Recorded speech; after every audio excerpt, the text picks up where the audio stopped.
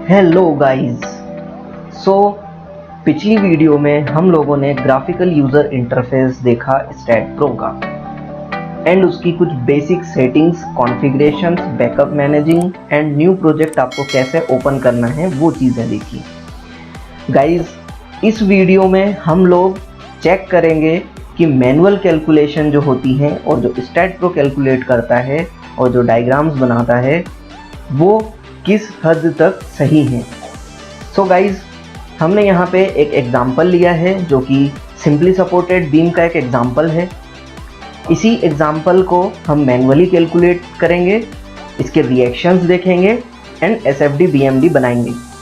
Then उसके बाद stat pro पे जाके इसी सेम चीज़ को हम लोग मॉडल बना के एनालिसिस करेंगे एंड देन उसका एसएफडी बीएमडी चेक करेंगे एंड दोनों रिजल्ट्स को कंपेयर करेंगे कि ये सही है या गलत।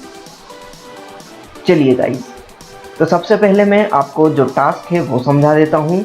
यहाँ पे एक सिंपली सपोर्टेड बीम है जिसकी लेंथ है 6 मीटर, जिसके ऊपर 3 किलो न्यूटन का और 6 किलो न्यूटन का लोड लग रहा है 2 मीटर एंड 4 मीटर डिस्टेंस पे फ्रॉम द लेफ्ट एंड, यानी कि जहाँ पे आपका पिन सपोर्ट है वहाँ से 2 मीटर की डिस्टेंस पे 3 किलो न्यूटन का लोड है और 4 मीटर की डिस्टेंस पे 6 किलो न्यूटन का लोड है। एंड ये जो टोटल हमारी बीम है ये है 6 मीटर डिस्टेंस की। इसका जो स्पान लेंथ है वो है 6 मीटर। यहाँ पे जो हमारा लेफ्ट एंड है उसके ऊपर हमने पिन सपोर्ट किया है एंड जो राइट एंड है उसके ऊपर हमने रोलर सपोर्ट किया है।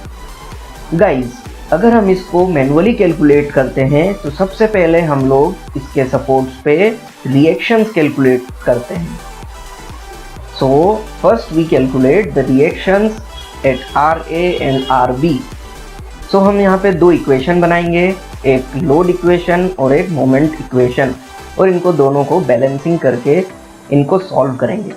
सो upward load equal to downward load जो कि होगा RA plus RB equal to 9 kilonewton. Then अगर हम मोमेंट कैलकुलेट करेंगे at point A, so RB into 6 will be equal to 3 into 2 plus 6 into 4 that is 30। सो यहाँ से RB की वैल्यू निकलेगी 5 किलो न्यूटन एंड ये RB की वैल्यू हम अगर RA plus RB equal to 9 के अंदर पुट करेंगे तो RA की वैल्यू निकलेगी 4 किलो न्यूटन। सो रिएक्शंस की वैल्यू A पॉइंट पे आ रही है 4 kilo Newton and B point पे आ रही है 5 किलो न्यूटन। देन उसके बाद जब रिएक्शंस निकल जाती हैं देन उसके बाद हम लोग शेयर फोर्स कैलकुलेशन करते हैं। सो एवरी पॉइंट पे, यानी कि A, B, C and D 4 points हैं हमारे पास में इस बीम के ऊपर। इन सारे पॉइंट्स पे हम लोग शेयर फोर्स कैलकुलेट करेंगे। सो शेयर फोर्स एट A हमने निकाल लिया यहाँ पे, जो कि आ रहा है shear force between A and C is constant and is equal to 4 kilo newton. ऐसे ही हम अगर C की बात करेंगे तो C पे जो हमारा शेयर फोर्स आएगा यानी कि FC वो आ रहा है +4 - 3 इक्वल टू +1 किलो न्यूटन। तो C से लेके D तक ये भी कांस्टेंट है एंड इसकी वैल्यू रहेगी +1 किलो न्यूटन। देन उसके बाद अगर हम शेयर फोर्स कैलकुलेट करेंगे D पॉइंट पे, so FD will be equal to 1 - 6 that means -5 kilo newton. तो शेयर फोर्स जो वैल्यू आ रही है बिटवीन D टू B वो रहेगी कांस्टेंट एंड उसकी वैल्यू रहेगी -5 किलो न्यूटन, यानी कि डाउनवर्ड डायरेक्शन में। इसीलिए इसका जब डायग्राम हम बनाएंगे तो ये इस तरीके से बनेगा। तो ये हमारा SFD है। देन उसके बाद हम लोग शेयर फोर्स कैलकुलेशन के बाद करेंगे bending moment calculation at every point, that means at A, at B, at C, at D। So जहाँ पे हमारे सपोर्ट हैं वहाँ पे हमारा मोमेंट 0 होगा। So MA will be equal to 0 and MB will be equal to 0। So हम लोग MC और MD की वैल्यू देख लेते हैं। MC will be equal to RA into 2 that means 4 into 2 यानी कि +8 किलो न्यूटन मीटर, जो कि प्लस में है। देन उसके बाद MD RA into 4 - 3 into 2 equal to 4 into 4 - 3 into 2 यानी कि +10 किलो न्यूटन मीटर। सो यहाँ पे जो डायरेक्शन पॉजिटिव में आ रही है ये बिकॉज क्लॉकवाइज एंटी क्लॉकवाइज आपने जो भी सपोज किया होगा उसके अकॉर्डिंग आएगी। ओके, सो ये नेगेटिव भी आ सकती है। अगर नेगेटिव आती है तो आपका डायग्राम एज इट इज़ बनेगा, बट ये नीचे डायरेक्शन में बनेगा, यानी कि नेगेटिव डायरेक्शन में बनेगा। सो इससे कोई फ़र्क नहीं पड़ता है। मेनली यहाँ पे मोमेंट्स की जो वैल्यूज़ आती हैं वो इम्पॉर्टेंट होती हैं। ओके, सो ये मैनुअली जब हमने कैलकुलेशन करी तो हमने ये सारे डायग्राम्स देखे। चलिए गाइस, अब हम चलते हैं स्टैट प्रो पे, एंड स्टैट प्रो पे हम यही सेम चीज़ करेंगे। तो हमने ओपन किया STAAD Pro, new project, space, then उसके बाद हमने यहाँ पे लिखा सिंपल सपोर्ट बीम। देन उसके बाद हमको जहाँ पे सेव करना है, हमने यहाँ पे लोकेशन सेव कर रखी है स्टैट प्रो पे। ओके, लेंथ की यूनिट हम लोग मीटर में रखेंगे एंड फोर्स की यूनिट हम लोग किलोमीटर में रखेंगे। देन करेंगे नेक्स्ट, देन हम करेंगे add beam and finish. Okay guys, so अब यहाँ पे हम लोग देखने वाले हैं कि हमको जो बीम बनानी थी वो थी 6 मीटर लॉन्ग। सो यहाँ पे हमारा ग्रिड सिस्टम है, हम लोग ग्रिड सिस्टम की हेल्प से ही इस बीम को बनाएंगे। तो सबसे पहले हम लोग इसका व्यू चेंज कर लेते हैं। यहाँ से इसको हम कर देंगे फ्रंट व्यू। जैसे ही आप इस बटन पे क्लिक करेंगे ये आपका फ्रंट व्यू आ जाएगा। तो यहाँ पे आप देख रहे हो जो ग्रिड की डिस्टेंस है वो 1 मीटर पे है और हमको 6 मीटर की चाहिए और 2 मीटर की डिस्टेंस पे हमारे पॉइंट्स हैं। सो यहाँ से मैं स्टार्ट कर रहा हूँ स्नैप करना ग्रिड को 2 मीटर पे, ये एक हो गया, देन 4 मीटर तक, देन 6 मीटर तक। सो यहाँ पे जो आपके नोड पॉइंट्स क्रिएट हुए हैं 1, 2, 3 एंड 4 नोड पॉइंट्स क्रिएट हुए हैं, एक यहाँ पे, एक यहाँ पे एंड एक यहाँ पे। एंड जो एलिमेंट क्रिएट हुए हैं वो 3 एलिमेंट आपके यहाँ पे क्रिएट हुए हैं। सो हम लोग इसको बीम बोलते हैं। सो हमने नोड बना दिया एंड बीम बना दिया। देन अब हम करते हैं इस ग्रिड को ऑफ। सो यहाँ पे आप देख रहे हो कि ये जो टूल बार है, ड्रॉ टूल बार, यहाँ पे एक ग्रिड का ऑप्शन आता है स्नैप नोड बीम का। इसको जैसे ही आप क्लिक करेंगे सो ये आपका मॉडल यहाँ पे रेडी है। सो यहाँ पे ये जो कॉर्नर वाले जो 2 पॉइंट्स हैं, यहाँ पे हमको अब लगाना है क्या, सपोर्ट्स। तो ये थी हमारी ज्योमेट्री जिसके अंदर हमने बीम एंड नोड पॉइंट्स बना लिए। अब आते हैं हम जनरल पे। सो जनरल में सबसे पहले हम लोग सेक्शन प्रॉपर्टी डिफाइन करेंगे। तो यहाँ पे सेक्शन पे जाना है आपको, प्रॉपर्टी पे, देन यहाँ पे डिफाइन पे क्लिक करना है, रेक्टेंगल पे क्लिक करना है एंड यहाँ पे एक हम मिनिमम साइज दे देते हैं 0.25 मीटर की, यानी कि 250 बाय 250 mm का हम बीम बनाएंगे। देन उसके बाद मटेरियल में आपको यहाँ पे कंक्रीट लेना होगा एंड इसको कर देंगे ऐड एंड क्लोज। जैसे ही आप ऐड करते हैं तो यहाँ पे आप देख रहे हो कि यहाँ पे एक सेक्शन यहाँ पे डिफाइन हो चुका है। अब इस सेक्शन को हम लोग यहाँ पे असाइन करने वाले हैं। सो असाइन कैसे करना है, आपको जस्ट इस पर क्लिक करना है, असाइन टू व्यू पे क्लिक करना है। इसका मतलब ये होता है कि व्यू में आपको जितनी भी बीम्स दिख रही हैं उन सभी में ये सेक्शन अप्लाई हो जाएगा, असाइन हो जाएगा। सो असाइन टू व्यू करा एंड असाइन पे क्लिक करके इसको हम कर देंगे यस। सो गाइज आप देख रहे हो कि यहाँ पे ये चीज़ें असाइन हो चुकी हैं। सो हमने सेक्शन प्रॉपर्टी असाइन कर दी। देन आते हैं अब सपोर्ट्स पे। सो हमारा जो एक कॉर्नर है यानी कि लेफ्ट हैंड, यहाँ पे हमको पिन सपोर्ट यूज़ करना है एंड राइट हैंड में हमको करना है रोलर सपोर्ट। सो हम यहाँ पे क्रिएट करेंगे सबसे पहले एंड यहाँ पे जैसे ही आप क्रिएट पे क्लिक करोगे यहाँ पे आएगा पिन ऑप्शन। तो पिन सपोर्ट के लिए हम पिन पे क्लिक करके यहाँ पे कर देंगे ऐड। सो ये आपका एक सपोर्ट जो था पिन सपोर्ट वो ऐड हो चुका है। अब हमको क्रिएट करना है रोलर सपोर्ट। सो हम यहाँ पे क्रिएट करेंगे अगेन एंड यहाँ पे जाएंगे हम फिक्स्ड बट। फिक्स्ड बट में हमको यहाँ पे पूछ रहा है रिलीज़। सो जो आपका रोलर सपोर्ट होता है उसके रिलीजेस जो हैं वो आपको करने हैं, यानी कि जो रोलर सपोर्ट होता है उसका डिग्री ऑफ फ्रीडम होगा कितना, x डायरेक्शन में, z डायरेक्शन में, एंड इसके जो मोमेंट्स होंगे वो भी आपको रिलीज़ करने हैं।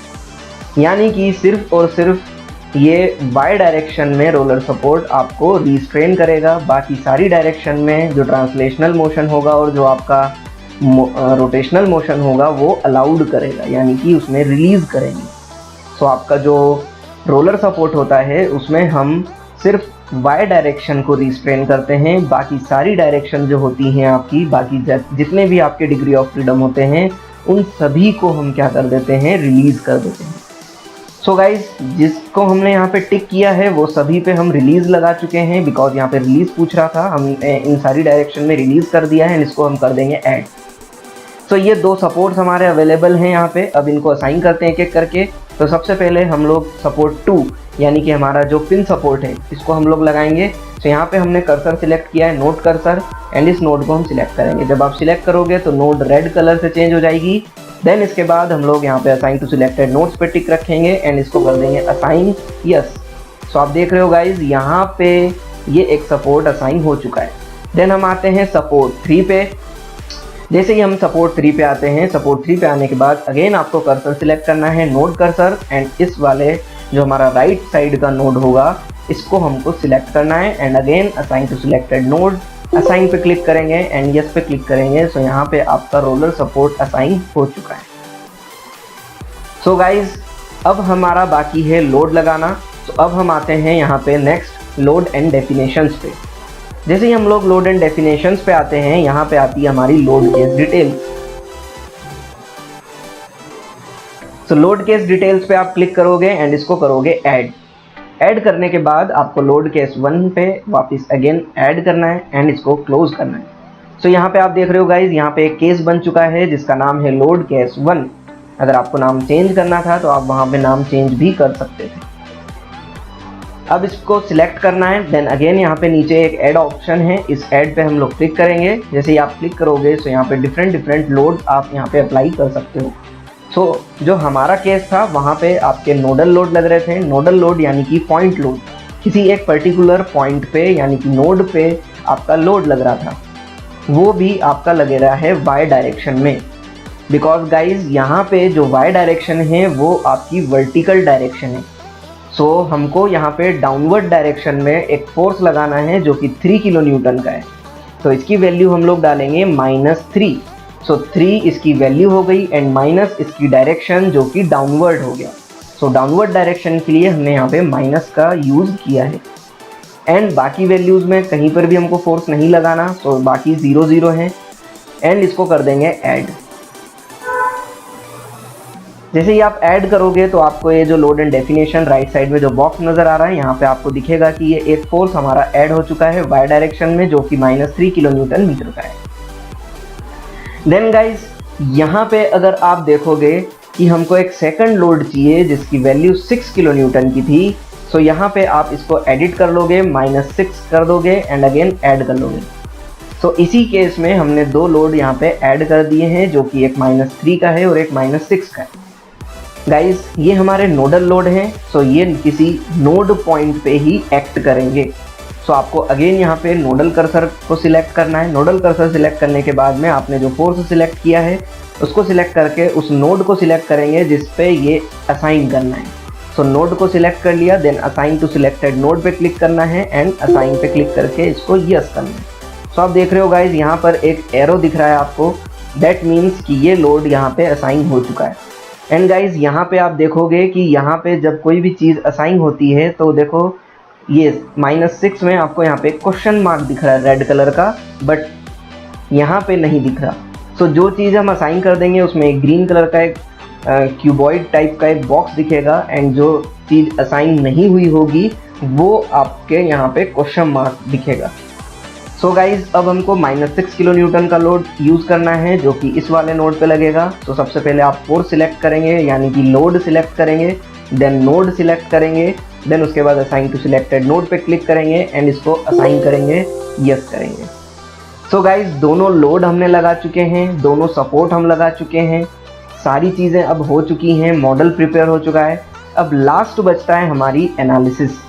सो जैसे ही हम एनालिसिस करेंगे हमारी रिएक्शंस कैलकुलेशन हो जाएंगी, देन उसके बाद हमारे SFD BMD भी बन जाएंगे। सो गाइज अब हम आते हैं एनालिसिस टैब में। एनालिसिस टैब पे इसको हम कर देंगे ऐड एंड क्लोज। सो यहाँ पे हमने एनालिसिस को ऐड कर दिया है। देन अगेन या तो आप Ctrl+F5 क्लिक कर सकते हैं अपने कीबोर्ड से, या फिर यहाँ पे एनालाइज मेन्यू में जाके रन एनालिसिस पे क्लिक कर सकते हैं ताकि आपकी एनालिसिस वर्क चल जाए। सो यहाँ पर गाइज देख रहे हो आपकी 0 एरर आई है। So this is correct and go to post processing mode. हम लोग पोस्ट प्रोसेसिंग मोड में जाके इसको डन करते हैं। पोस्ट प्रोसेसिंग मोड यानी कि आपका एनालिसिस के रिजल्ट्स। सो हम लोग पोस्ट प्रोसेसिंग मोड में ही उसको चेक करेंगे। सो यहाँ पे एक ही केस था, इसी को हम ओके कर देते हैं। सो गाइज यहाँ पर अब आप देखने वाले हो एक एक चीज़ें। सो सबसे पहले हम लोग रिएक्शन चेक करेंगे कि वैल्यूज़ जो हमने मैन्युअली कैलकुलेट करी थी वो सही है या नहीं। सो गाइस सबसे पहले आपको यहाँ पे नोड पे क्लिक करना है। नोड पे क्लिक करने के बाद यहाँ पे आप देख रहे हो डिस्प्लेसमेंट, देन सेकंड जो टैब है आपकी वो है रिएक्शंस। सो आपको यहाँ पे रिएक्शंस पे क्लिक करना होगा। जैसे ही आप रिएक्शंस पे क्लिक करेंगे गाइस, तो आप देख रहे हो यहाँ पे राइट साइड में जो आपकी टेबल बनी हुई आ रही है वहाँ पे आपको दिख रहा होगा कि यहाँ पे जो नोड नंबर 1 है एंड नोड नंबर 4 है, यहाँ पे नोड 1 एंड नोड 4 पे आपको वैल्यूज़ दिख रही होंगी fy की, जो कि 4 एंड 5 है, एंड बाकी सारी वैल्यूज़ जो हैं आपकी क्या हैं, 0 है। सो गाइज यहाँ पे आप देख रहे हैं कि जो इसकी रिएक्शंस आ रही हैं, ओके, सो रिएक्शंस जो आ रही हैं वो आ रही है y पे 4 किलो न्यूटन, एंड जो हमारा राइट साइड का सपोर्ट था वहाँ पर भी y में 5 किलो न्यूटन। ओके, सो यहाँ पे आप देख पा रहे हो कि ये जो बॉक्स आ रहा है ये आपकी रिएक्शंस शो कर रहा है फॉर लोड 1। ओके, देन अगर आपको यहाँ पे SFD चाहिए, सो यानी कि शेयर फोर्स डायग्राम, सो आपको यहाँ पे बीम पे क्लिक करना पड़ेगा एंड फोर्सेस पे क्लिक करना पड़ेगा। एंड जब आप इसको यहाँ पे देखोगे तो ये इस तरीके का डायग्राम आपको यहाँ पे मिल रहा है, जो कि बेंडिंग आपको शो कर रहा है। This is not a shear force, this is a bending, because जो आप जो डायग्राम आपके सामने है उसके नीचे आप देखोगे बिल्कुल कॉर्नर में डाउन साइड में, तो आपको लोड 1 बेंडिंग Z दिख रहा है, यानी कि ये आपको बेंडिंग डायग्राम शो कर रहा है। आपको अगर यहाँ पे shear forces चाहिए, सो हमको यहाँ पे फोर्सेस पे जाके आपको यहाँ पे जो ऊपर आपका टूल बार है, यहाँ पे आप देखोगे कि ये जो डायरेक्शन है ये बेंडिंग Z की है, जो कि अभी ऑन मोड में, आपको इसको ऑफ करना होगा। देन उसके बाद जब आप यहाँ पे FY में आओगे, जो कि शेयर Y फोर्स है, आपको इसको ऑन करना होगा। आप जैसे ही ऑन करोगे तो यहाँ पे अब देखो जो आपका डायग्राम है उसमें बिल्कुल कॉर्नर में शेयर Y डायरेक्शन में लिखा हुआ आ रहा है, यानी कि अब जो ये डायग्राम बनेगा वो शेयर फोर्स डायग्राम बनेगा।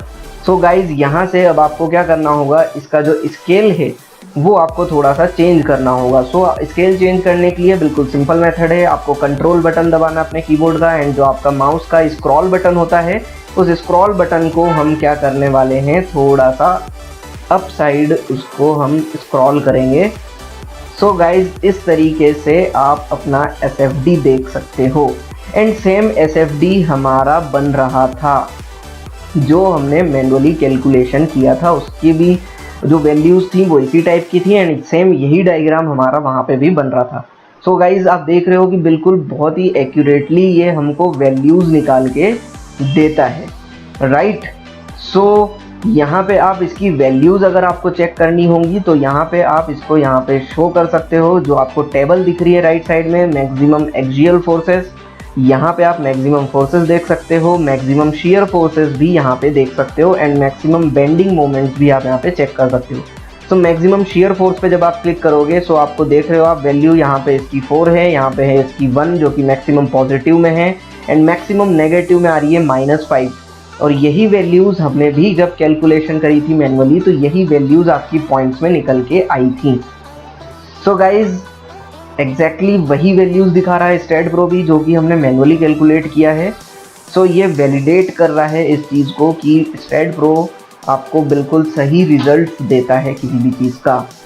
ओके, सो अब हम अगर बेंडिंग को चेक करेंगे, सो आपको यहाँ पे इसको शेयर फोर्स को ऑफ करना होगा, एंड यहाँ पे जो MZ है यानी कि बेंडिंग इन Z मोमेंट, उसको चालू करना होगा, एंड इसको भी कंट्रोल करके आप इसको स्केल अप कर लोगे, थोड़ा सा इसको बड़ा साइज़ कर लोगे इसके वैल्यूज़ को। सो ये स्केल अप हो गया, एंड देख रहे हो आप कि ये भी उसी डायरेक्शन में बन रहा है, यानी कि सेम तरीके से बन रहा है, बट हमने जो कैलकुलेशन किया था उसको डायरेक्शन हमने चेंज कर ली थी, इसीलिए वो ऊपर साइड बना था, यानी कि पॉजिटिव साइड बना था।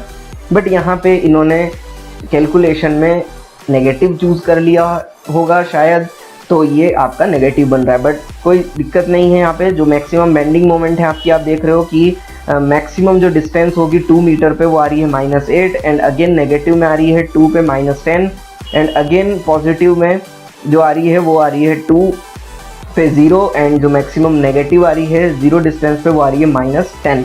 तो तीनों बीम के अकॉर्डिंग आपकी यहाँ पे वैल्यूज़ आपको यहाँ पे दिख रही है कि कितनी कितनी डिस्टेंस पे कितनी कितनी वैल्यूज़ आपको मिल रही है मोमेंट्स की, राइट। सो हमने जब मैनुअली कैलकुलेशन किया था तब भी हमको -8 एंड 10 की वैल्यूज़ मिली थी, बट वहाँ पे हम लोगों ने कैलकुलेशन पॉजिटिव डायरेक्शन को लेके किया था, इसीलिए ये 8 और 10 दिखा रहा था। बट यहाँ पे ये -8 एंड -10 दिखा रहा है। सो वैल्यूज़ हमारी सेम है, बस डायरेक्शन हमने वहाँ पे ऑपोजिट ले रखी है मैनुअली। सो आप देख रहे हो कि किस तरीके से ये स्टैट प्रो इसकी कैलकुलेशन करता है एंड कैसे इसको हम लोग एनालिसिस कर सकते हैं। सो यही चीज़ें हैं स्टैट प्रो जो है, इसीलिए प्रोजेक्ट्स में हम लोग इसको यूज़ करने लगे हैं, बिकॉज जो इसके रिजल्ट्स होते हैं काफ़ी एक्यूरेट रिजल्ट्स देता है, जो कि हम मैनुअली कैलकुलेट करते हैं उसके according. Okay, thank you guys.